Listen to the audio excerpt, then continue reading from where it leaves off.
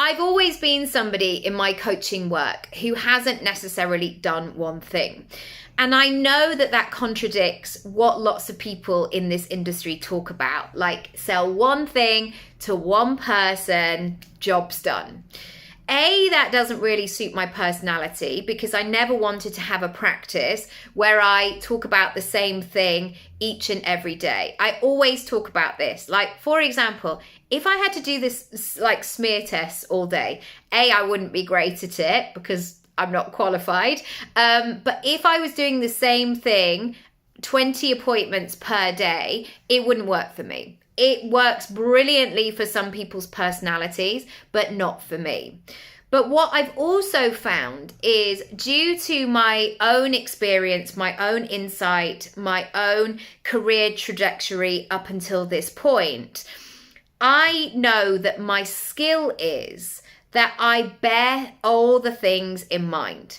I work really holistically.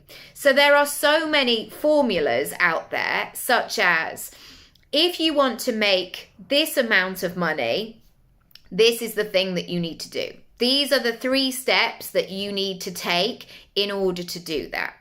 However, making money, for example, or making sales is not just about a process. You have to be able to live and breathe it and own it and fully embody it. Also, we need to bear in mind other things. Your circumstances, your personality, your unique selling point, your ideal client, how you like to do business, what your capacity is for right now. So when I'm working with people one-on-one, it's always bespoke. I'm not going to just churn out another formula because frankly, you don't need it because you could read it in a book.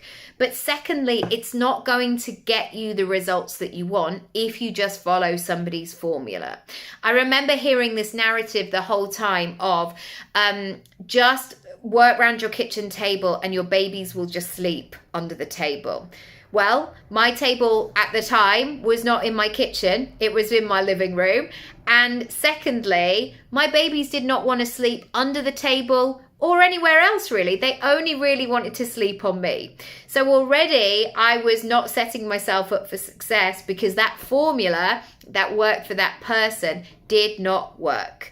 This is about really building something from a 360 perspective and making sure it all feels in alignment with you. There's no point following a money-making formula if it makes you feel so ick when you have to talk about it. It doesn't matter if it makes sense on paper. Again, with dating, I've never dated online, but I've heard from many of my pals, you might be talking to somebody, texting somebody online, and you think, oh, this is really good, and I'm going to meet them in person. And then you meet them in person and the spark isn't there. The connection, the chemistry, the sense of, I really am enjoying this person's time. It maybe doesn't come to life in the same way.